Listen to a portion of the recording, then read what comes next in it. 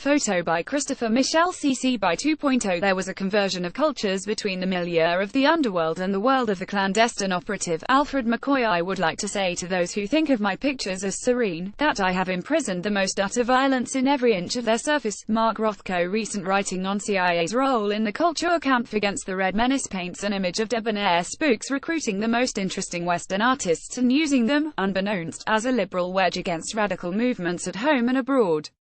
The agency created cultural institutions, magazines and, most importantly, a financial market to support movements such as abstract expressionism. It penned articles in favor of a liberal leftish ideology of self-expression that could exist only in the democratic West. It organized exhibits, printed books, organized press conferences, and it paid grants. Episodes from the operations resemble the work of a paranoid comic programmer with sinister preoccupations. It is as if Thomas Pynchon, MKGRVTI 49, was behind the whole thing, perhaps working both sides against the middle, like one of his characters. The December 4th Guardian piece on the Berlin House of Cultures of the World, an incubus created by Alan Dulles' sister Eleanor, even credits the CIA with excellent taste in art. What the hell is taste anyway? Perhaps the spooks were a little chic, in the sleek and slippery manner of the New Yorker, proficient at the recall of provenance and dates, at no-dated art terminology, semi-professional bullshitters able to fool other bullshitters, just the opposite of the way a bright child might think about art. It's more likely that the CIA merely trolled the galleries and signed anything marked controversial or edgy in the press, in the same way that record companies signed late 60s rock bands, carte blanche. Simply pinpoint a trendy controversial critic like Clement Greenberg and there you have a list of accessible properties for use in the cultural Cold War. In addition to black sites, CIA also has an abstract art trove. Apparently, it is just down the hall from the intelligence art collection in the stiff portraits of dead agency czars. Information on the collection and its supposed secrecy devolves into the usual smoke and mirrors labyrinth like anything connected with Langley. It's now available online for the first time. Here is a typically ridiculous account of visiting the installation itself. They got their artwork through third parties. Perhaps. Personally, I would never have sold a painting to the CIA, said secret agent Barnett Newman. Inside Orange, Agent Orange, long before the first spook art revelations appeared, communist and poet Kenneth Rex Roth identified the angle of the CIA's rabidly self-obsessed assets. In his introduction to My Studies The Tao of Painting, an extraordinary manual of classical Chinese painting, he wrote that nothing could be a better answer to the problems and dilemmas of modern abstract expressionism. Nothing could be a better antidote to the enervating poisons which have debilitated modern painting. The counterfeit self-expression of contemporary American art simply mirrored the dark proposition that each human being is a solitary economic actor, an autonomous speck in the vast sea of capital whose freedom is best expressed through voting for crooks and the fetishized relations of commodities. This grim worldview was what the CIA offered the Vietnamese when its hired counterinsurgency guru, David Galula, suggested that they might want to come up with something as a counterweight to Ho Chi Minh's socialism. When Vietnam didn't embrace Milton Friedman, the CIA ran amok. Finally, they simply ran. The tricky nihilism of Mark Rothko is a perfect case of the happy confluence between the anti-pictorial umbra of the times and CIA's mission to fabricate an idea of the artist as a lonely intelligence operative.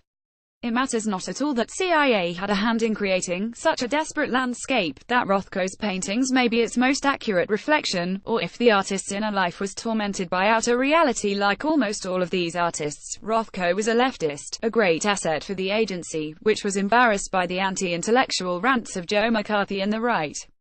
The death of the image announced by Rothko's school was a projection of Western power in decorative matter, full-spectrum dominance depicted in a triumphant haze over the world, over the collapsed images of previous millennia, especially potent because this Edward Teller-like display appeared to be a critique.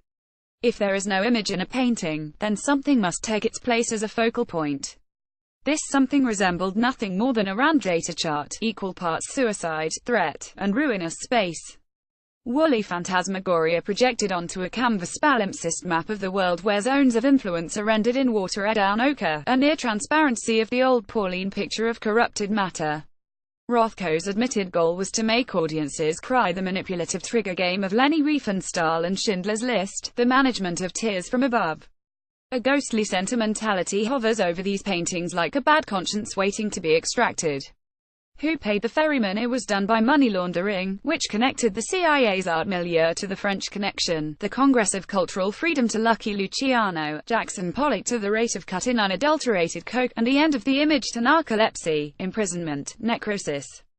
The cast of characters includes witting agents like Julius Fleischmann among many things, on the board of Dyer Hileff's Ballet Russe, unwitting properties like socialist Steven Spender who quit editing Encounter after he found out where the dough came from, Nelson Rockefeller inevitably, and the usual nexus of front organizations, critics paid and unpaid Operation Mockingbird, soft power mind control, weird ideologues and the chronically available. In the end, perhaps all these revelations do is convince us of the CIA's efficiency and its total control over all areas of life, which is itself a company plot. But the failure of an art movement is always at least debatable, like the historical failure of counter-espionage projects in Vietnam and Syria. Perhaps Motherwell, Pollock and Phoenix were all successes, erasing the difference between art and espionage and between espionage and life once and for all.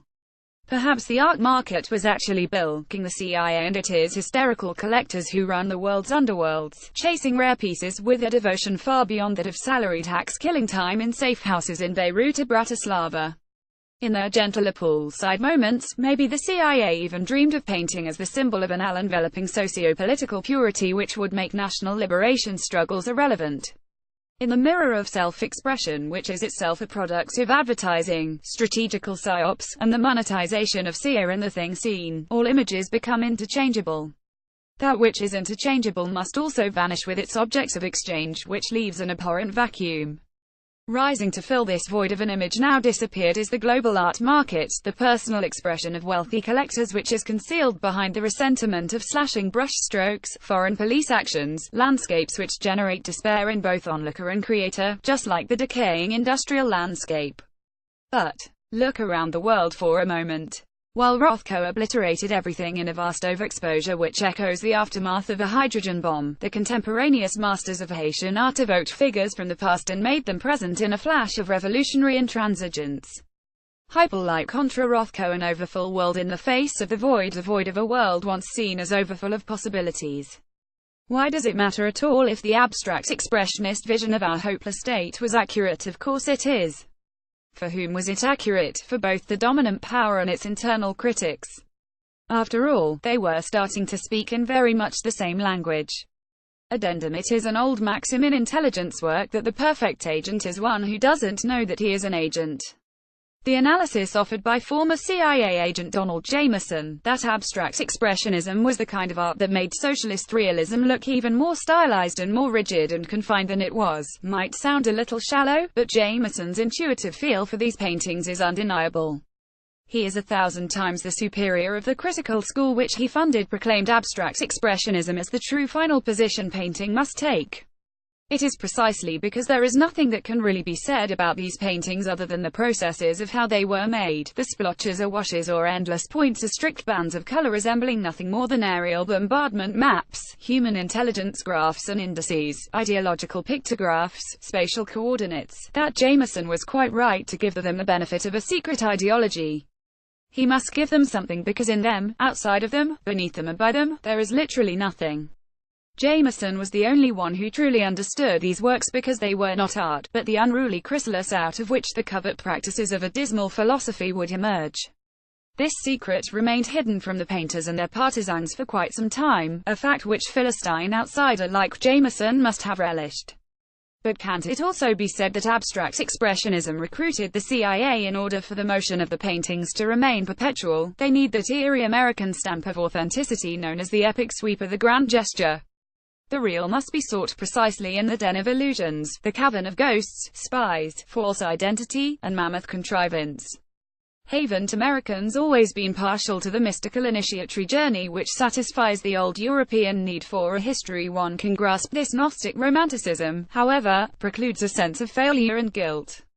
The flat landscape finally retreats into the interior when Rothko is tragically found with his arms sliced open and his bloodstream full of antidepressants on February 25, 1970. CIA reprisals included a coup in Cambodia and the assassination of Salvador Allende. continuing its action paintings, using the primary tones of mud and viscera. CIA works in Indonesia, Iraq, Laos, and El Salvador, to name a random few, started to look rather outmoded once the craze for non-representation had died down. The necessity of real life and a crafty realism invaded the intelligence community. Trite old concerns from the 19th century like Gesum Kunstwerk and neoclassicism irritated the CIA's no-passe ideas about art and life. They began to be troubled again by the demons of art, Paul art, quite moreless and confused until their recent film co-productions with the ISIS movement launched a profitable wave of Orientalist nouveau snuff. These are stark, almost pop art scenarios, mixed with the frozen CCTV mystery of a Michael Snow. And in the realms of the dark web, social media, and surveillance, the agency still micromanages the avant-garde. They may yet convince us that this is the only world which truly matters. In contrast, an ongoing exhibition at the Chicago Art Institute shows the early Soviet arts in all their bustling contradiction and coming to be. The CIA could not have produced anything on this scale, which required a world-shaking collision of forces and a belief uncomfortably close to the religious. Malevich, Dziga Vertov, L. Lisitsky, Lenin, Mayakovsky. The U.S. too had considerable forces at its disposal. Buster Keaton, the first and foremost. The strange thing is that this exhibition, mounted in a refreshingly nonsense and rather cool style, still manages to inspire, as if the past was waiting for the present to catch up to it. This power lies not so much in the myriad forms of the works, which may be bound in time, but in the pure electricity of their still disarming presence.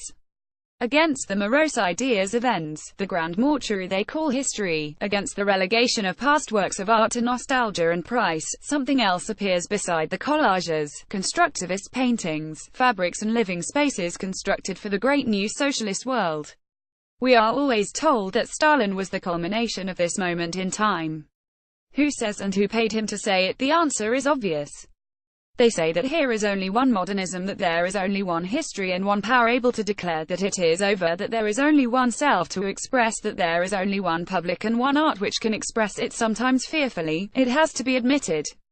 If this sums up the most banal kinds of socialist realism, it is equally applicable to the art the CIA promoted in the middle of last century. Behind the paintings was the logic of pacification. Alan Dulles' influence extends far beyond his admittedly meager artistic output. The CIA's most recent work of criticism is the destruction of Sanaa and Aleppo, where the agency has taken to task outmoded theories of architecture in an imperial inversion of the Situationist support for the Watts riots. And The Intercept informs us that Eric Prince, infamous Blackwater capo, and that old has-been Oliver North are setting up a parallel intelligence agency to defend the embattled president against a rogue CIA. Thus, the old rivalry between classical and romantic has returned with a swinging postmodern, mercenary twist. Although painting seems to be off the radar for now, the ideas behind the abstract intelligence school await resurrection in another form whose inelegance may delight or offend, depending on the myths necessary for the murder of both the image and its reflection. From the CIA Black Book of Art, the constant repetition of falsehood is more convincing than the demonstration of truth. William Colby. The habits and language of clandestinity can intoxicate even its own practitioners. William de Kooning.